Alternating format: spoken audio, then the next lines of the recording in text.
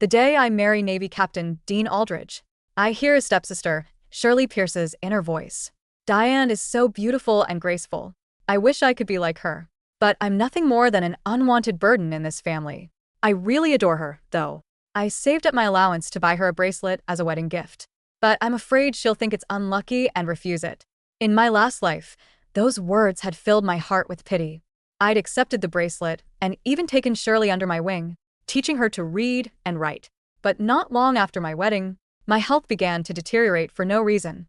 It wasn't until I lay dying that I discovered the truth.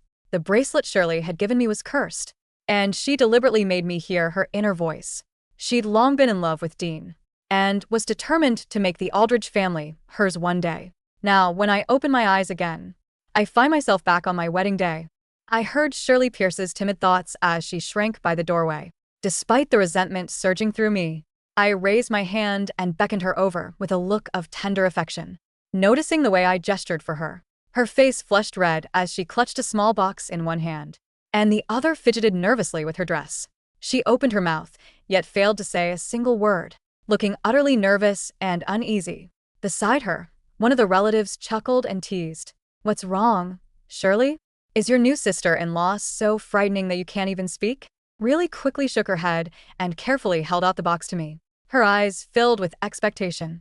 I smiled as I accepted it, though I knew this very gift had led to my death.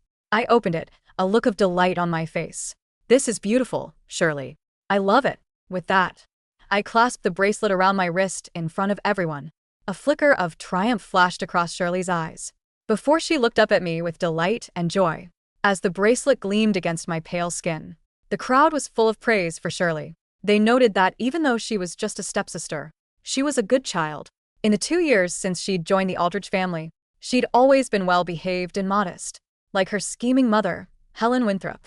But they would never know that Helen was nothing but a fool, who put on airs, while the real cruelty and cunning lay in Shirley, who was blushing from the compliments.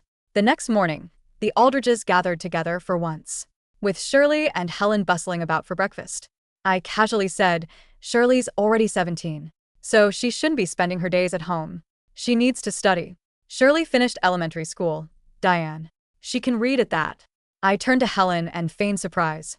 "Just elementary school? That's not enough. We should continue studying. After all, she's a daughter of the Aldridge family. I have relatives who work at a boarding school in the city. I'll arrange for her to be enrolled there." Shirley's expression darkened at that. She shot Helen a warning glance, and the latter was about to speak, when I pretended not to see and cut her off us. "She's the daughter of a general. If her education matches her looks and family background, she'll have no trouble finding a good match for marriage." At that, Shirley's expression fell. Knowing there was no way she could avoid going to school, she reluctantly packed her belongings and left the military family compound, heading to a boarding school in the city a few hours away. In my past life, she'd begged and schemed her way into staying. I'd pity that as a young lady, she would have to stay away from home for so long. So I taught her myself and refined her manners. Little did I know that I was just raising an ingrate. But now I was sure that my cousin, the head mistress of the boarding school, would see to her. 2 months later, I met Shirley again. But before I could speak, she seized my hand in a panic and cried out, "Where's the bracelet I gave you?" I pinched myself hard, forcing tears to my eyes, and cast a wounded look at Helen. The silver bracelet dug tight into her plump wrist. Seeing that, Shirley shoved me aside and lunged at Helen, yanking that bracelet off Helen's hand. She hurled it far away. Shirley demanded, "Why is the bracelet I gave Diane on your wrist?" I glanced at my father-in-law, Arthur Aldridge, and my husband, Dean Aldridge, noting their stern expressions. She quickly reined in her panic and feigned anger. As she turned on Helen, I stepped forward and pretended to smooth things over with a smile. "Don't be upset, Shirley. It's enough that you thought of me. Helen missed you while you were away at school. When she heard that this bracelet was a gift from you, she wanted to keep something of yours close. So she bought me a necklace and asked for the bracelet in exchange." As if she'd just been saved from the predicament, Helen nodded eagerly under the weight of Dad's and Dean's stares. "Yes, that's exactly it. I missed you so much, Shirley. It wasn't because I was greedy for the bracelet. I bought a new necklace and traded it with Diane." I nodded in agreement. Well, it was true that Helen had asked me for the bracelet. It hadn't been because she'd missed Shirley. Instead, she'd overheard me, offhandedly, mentioned that Shirley had taken it to be blessed by a priest, and that it would guarantee I gave birth to a son. If I had a son, everything the Aldridges owned would belong to our family of 3. So Helen had schemed and wasted a hefty sum of money, buying a necklace to make the exchange with me. Really knew Helen too well to believe the story was that simple. But she had no choice but to swallow her accusations and accept what I'd said. It's all good as long as Diane doesn't hate me, though I've suffered a lot after she sent me to school. I know she did it for my good, so I don't blame her. Listening to her thoughts, I smirked and said, enough about that bracelet. Now, since everyone's here, I have good news to share. Then I turned to Dean and shyly announced, I'm pregnant.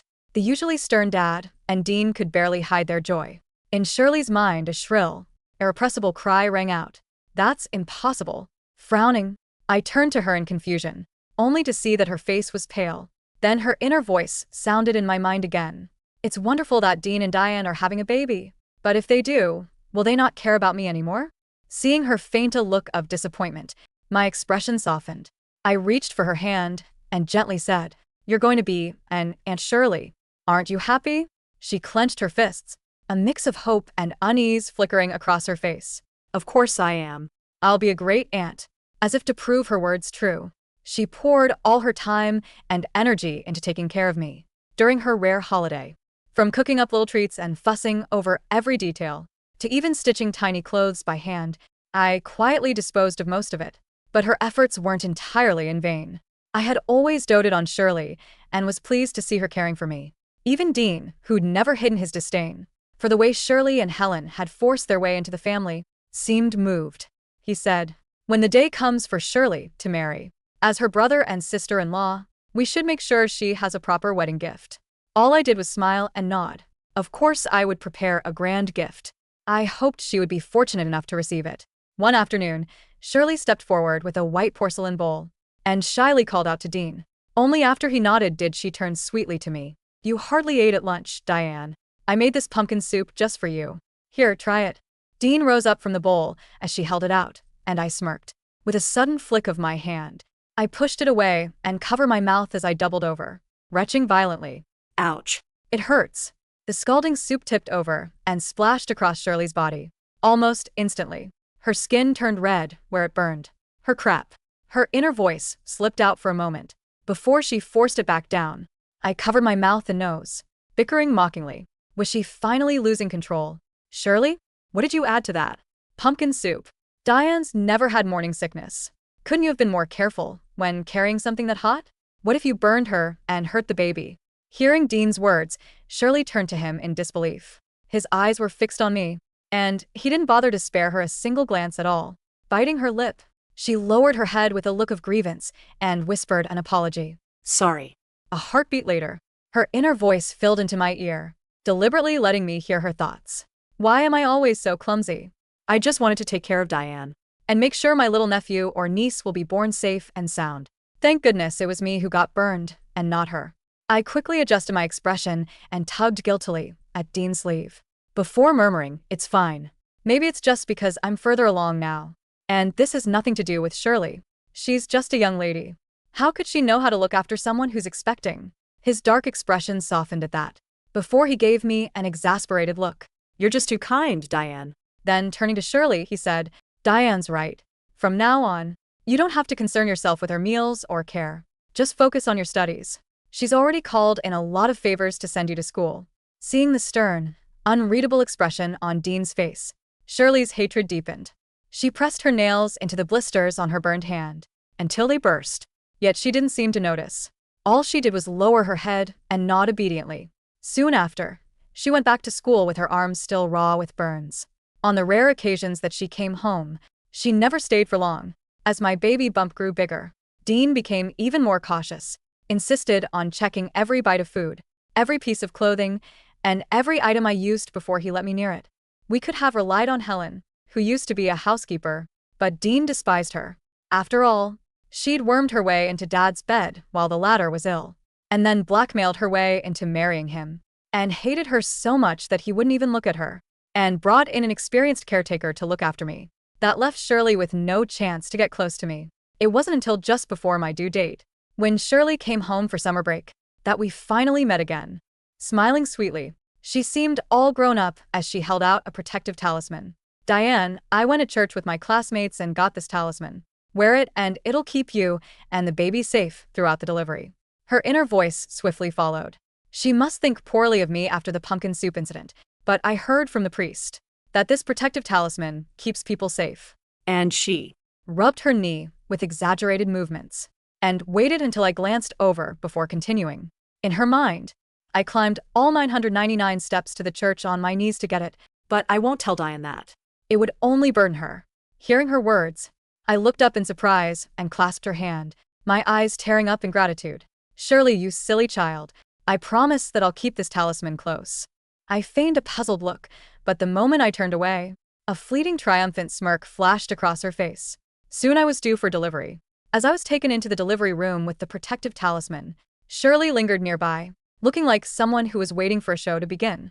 Sharp pain ripped through my body and blurred my consciousness. Each contraction stole my breath until all I could do was cry out, "Push, Mrs. Aldridge. You're almost there," the doctor urged and cheered me on.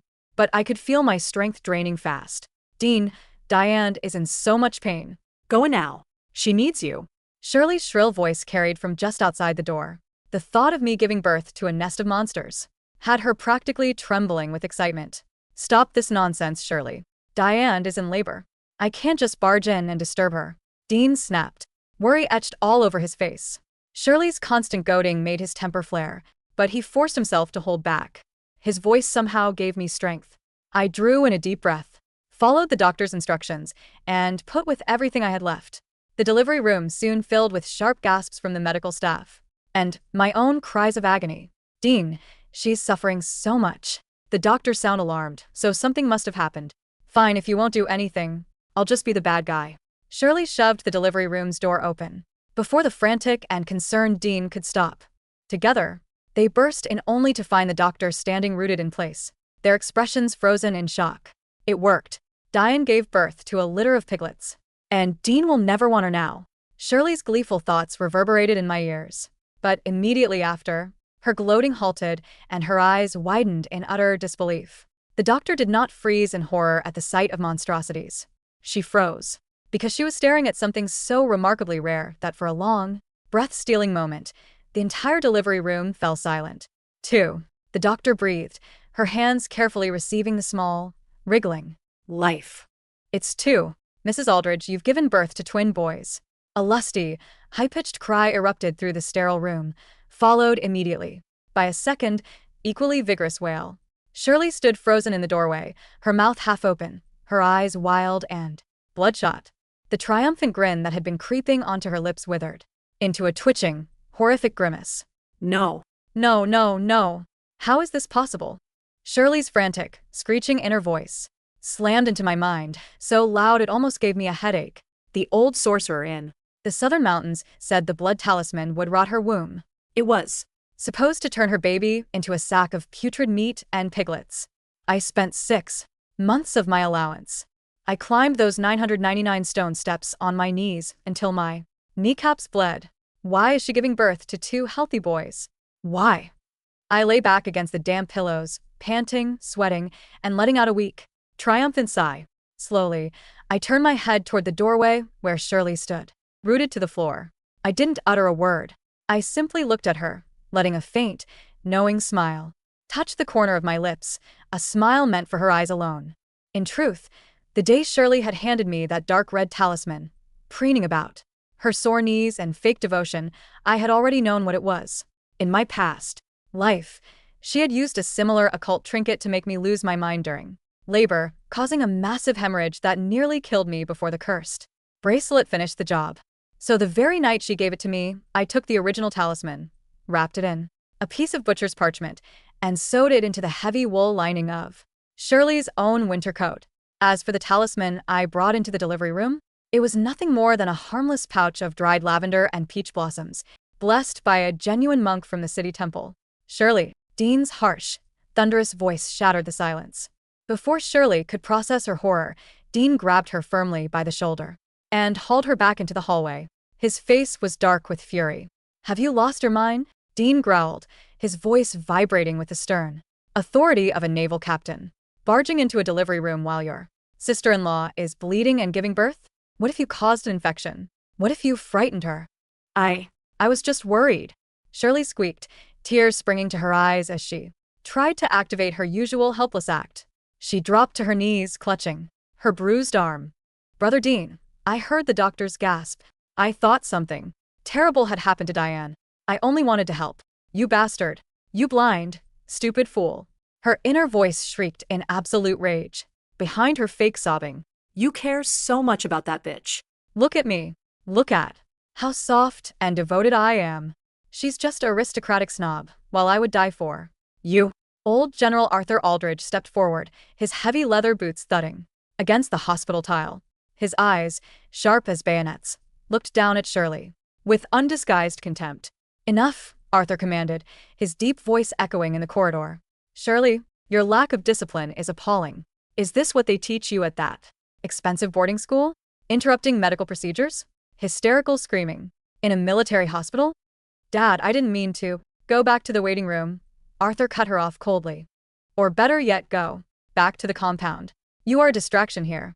Shirley's face drained of all color. She looked at Dean, hoping for a shred of pity, but Dean hadn't even heard her final plea. He had already turned his back on her, rushing into the delivery room to gather me and our twin sons into his arms. The news of the Aldridge family's twin boys spread through the military compound like wildfire. 2 healthy sons. For a family of high-ranking military officers, this was a massive blessing. General Arthur was so delighted that he personally ordered a feast to be held for the 1-month celebration, inviting top naval commanders and state officials. While the household bustled with joy, Helen Winthrop, Shirley's mother, was having a very different kind of month. It started 3 weeks after the birth. Helen, who had traded her expensive pearl necklace to get her hands on my blessed silver bracelet, began showing strange symptoms. At first, it was just severe insomnia and dark, sunken eyes. But soon, her plump wrists began to rot. Where the silver band touched her skin, dark purple sores broke out, oozing foul-smelling pus that no ointment could cure. Diane, oh, Diane, look at this. Helen wheezed one afternoon, stumbling into my sitting room while Dean was away at the naval base. Her face was gaunt, gray, and covered in a cold sweat. She clutched her arm desperately. The doctor says, it's an infection, but the medicine isn't working. It hurts. It feels like cold needles are drilling into my bones. I sat by the window, gently rocking one of my twin boys, looking every bit the serene, graceful young mother. Oh, Aunt Helen, that looks dreadful, I said, my voice full of soft, velvety sympathy. Did you take the bracelet off? No. No, I didn't. Helen cried out hysterically, clutching the silver band tightly against her chest. You told me. You said a priest blessed this. You said as long as I wear it, I'll bring good fortune and bear a son for the general. If I take it off, Arthur will divorce me. I suppressed the urge to laugh aloud. Helen was a foolish, greedy woman who had spent her entire life trying to climb social ladders through deceit. In my past life, she had helped Shirley cover up my slow poisoning. Now her own greed was her undoing. That's right, I murmured gently, leaning in close so only she could hear. The priest said the silver must bond with your skin to work its magic. If you take it off now, all the blessings will shatter, and Dad will surely drive you out of the Aldridge house. Helen's eyes widened with terror and desperate hope. I won't take it off. eating. Rather die than take it off. Good. I smiled warmly. You must endure it for the family, Helen. When Shirley returned home for the weekend, she took one look at her mother and almost fainted. Helen was lying on her bed, groaning in agony, her arms swollen to twice its normal size, the silver bracelet half buried in decaying, blackened skin. Mother, Shirley shrieked, rushing to the bedside. What happened to you? Why? Do you look like a corpse? It's the blessing. Helen rasped through cracked lips. Diane said, it will give me a son. Shirley's eyes darted down to Helen's wrist. When she recognized the intricate, antique carvings on the rotting silver band, her blood ran ice cold. The bracelet. Shirley's inner voice screamed in terror, rattling inside my ears. Even from across the courtyard. That's my cursed bracelet. The one dipped in corpse tallow and nightshade. It was meant to drain Diane's youth and blood, until her organs turned to liquid. Why is my mother wearing it? Shirley lunged forward, grabbing Helen's arm. Take it off. Mother, take it off. Right now. It's bad. It's cursed. No.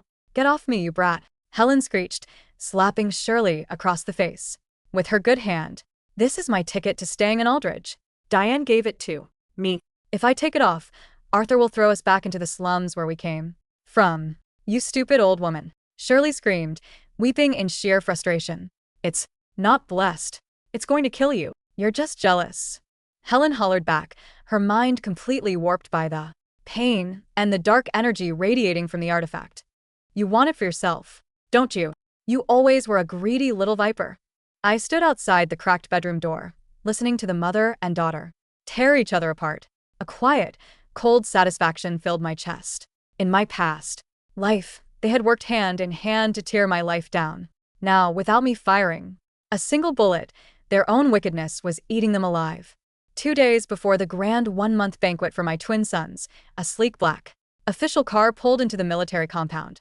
Out stepped my cousin, Julia Vance, the headmistress of the prestigious city boarding school where I had sent Shirley.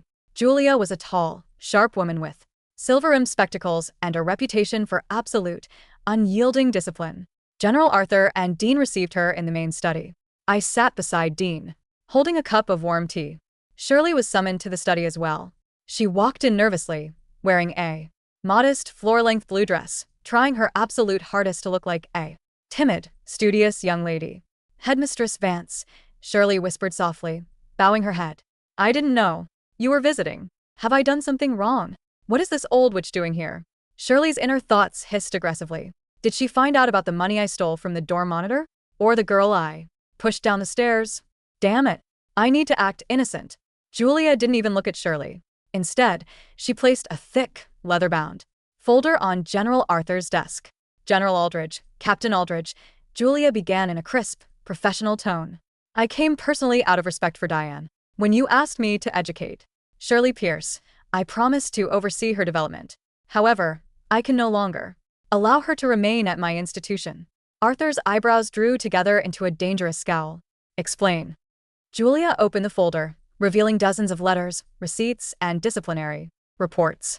For the past 2 months, Julia said calmly, Shirley has failed every single academic examination. But worse than her negligence toward her studies is her conduct. She has been caught running a black market loan ring among the younger students, stealing jewelry from her roommates, and purchasing illicit, banned substances from shady vendors in the lower district. What? Arthur's voice boomed, rattling the glass windows of the study. Shirley fell to her knees, trembling violently. Grandfather Arthur. Brother. Dean. It's a lie. Someone is framing me. I'm just a small-town girl. I don't know anything about black markets. You filthy snob. Shirley's mind raved with hysterical venom. I bought those dark incantations and poisons to use on Diane. How dare you spy on me? I'll kill you. I'll burn that school to the ground. Framing you? Julia produced a stack of pink, perfumed envelopes tied with a silk ribbon. Then perhaps you can explain these letters, Shirley? We found them, hidden inside the lining of your mattress during a routine dorm inspection. Dean reached over and picked up the top letter. As his eyes scanned the page, his face turned from severe to utterly disgusted. The letters were dozens of unhinged, obsessive love letters written by Shirley, addressed to Dean. They detailed her intense hatred for me, her plans to eliminate my babies, and her perverse fantasies of replacing me as the mistress of the Aldridge house once I died. My dearest Dean, Dean read aloud, his voice dropping an octave into terrifying stillness. Soon, the sickly woman will be gone. Her blood is rotting, just as it should. When she leaves this world, I will care for you. I will give you real children. She is just an obstacle between our destinies. The atmosphere in the room plummeted below freezing. General Arthur slammed his heavy fist onto the wooden desk, splitting the polished mahogany straight down the center. You disgusting wretch. Arthur roared, standing up like a towering mountain of military rage. You dare harbor such foul, incestuous delusions toward your stepbrother. You dare dream of harming my daughter-in-law and my grandsons. Shirley was utterly speechless. Her face was gray, her lips quivering, her body shaking like a leaf in a hurricane. She looked at Dean, scrambling forward on her knees to grab his trousers. Brother Dean, listen to me. I was confused. Someone curse me. It wasn't me. Writing those things. Dean kicked his leg back, dislodging her hand as if she were a filthy parasite. His eyes held no heat, only a cold, deadly disgust. If you weren't my father's stepdaughter by legal technicality, Dean said, softly, every word laced with lethal intent, I would have you court-martialed and thrown into a military prison for threatening my family. Dean, please. Shirley sobbed, her mask entirely shattered. At that exact moment, a panicked servant burst into the study, out of breath. General. Captain. Come quickly. It's Mrs. Helen. She's collapsed. We all rushed to the secondary courtyard where Helen's quarters were.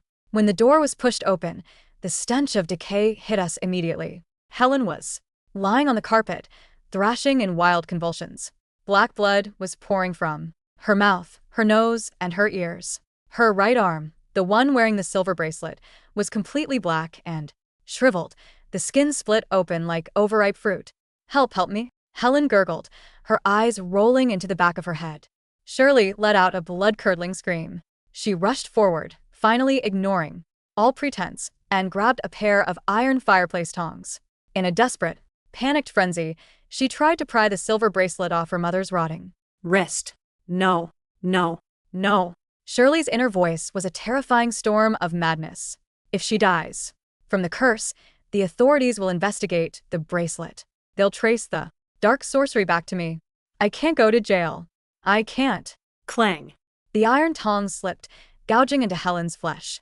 Helen let out a final, agonizing shriek, her body shuddering violently before going entirely limp. Her eyes stared blankly at the ceiling, unseeing, lifeless. Helen Winthrop was dead, killed by the very cursed artifact her own daughter had Crafted to murder me. The room fell into a heavy, suffocating silence. The military doctor, who had accompanied us, stepped forward, checked Helen's pulse, and slowly shook his head toward General Arthur. She's gone, General. It appears to be a severe, violent case of blood poisoning, caused by an unknown toxic element in that silver metal. Shirley dropped the iron tongs, falling back onto her hands, weeping hysterically over her mother's corpse. But her inner voice betrayed her. Completely. Good. She's dead. Shirley's inner thoughts suddenly shifted into a cold, terrifying calculation. The old, useless woman is dead.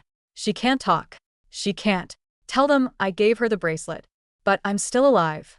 I still have the lethal nightshade powder I bought from the docks. Tomorrow is the 1-month banquet. Everyone will be drinking. Everyone will be distracted. If I can't have Dean, if I can't be the mistress of this family, then no one will. I'll poison the entire banquet. Diane, Dean, the twins, the old general, they will all die tomorrow night. I stood behind Dean, my head resting against his strong shoulder, listening to every single dark thought echoing in Shirley's twisted mind. I didn't panic. I didn't cry out.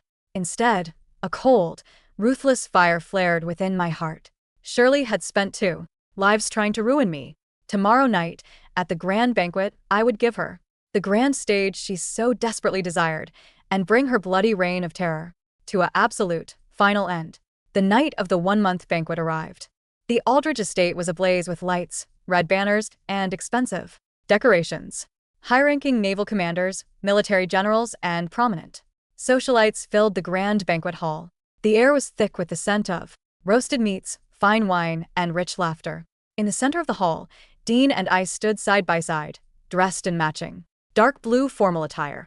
I held one of our twin boys, while Dean proudly held the other. Guests lined up to shower us with congratulations and expensive gifts.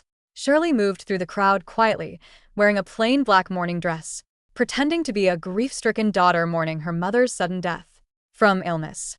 She carried a small silver teapot, offering to pour warm wine for the distinguished guests at the head table, the table where General Arthur, Dean, myself, and the high-ranking naval officers were seated. Diane, Shirley said softly, stepping up behind my chair with an eerie, serene smile. Her eyes were sunken, dark circles carved deep into her pale face. You've had a busy night. Let me pour you and Brother Dean a cup of spiced wine. It will help warm your blood. Drink it, you bitch. Shirley's inner voice cackled with insane glee. Drink it. I mixed 3 drops of concentrated aconite juice into this pot. 1 sip and your heart will stop within 10 minutes. Your precious twins will be orphans, and Dean will die right beside you. Ha ha ha. Shirley tipped the teapot, pouring a rich, dark red wine into my silver goblet, and then into Dean's.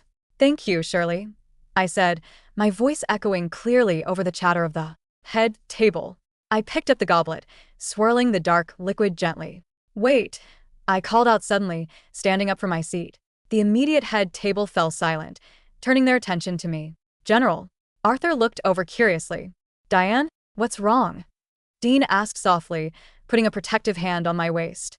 Nothing is wrong, my love, I replied, my voice carrying a solemn, majestic tone that commanded the attention of the entire hall. I just feel that before we drink tonight, we should honor Shirley. She has suffered a great loss with her mother's passing, yet she still attends our son's celebration to serve us. Wine. Shirley's eyes twitched. Diane, please, it's fine, you don't need to. No, I insist, I interrupted, smiling with absolute grace. Shirley, you poured this special wine for Dean and me out of the goodness of your heart.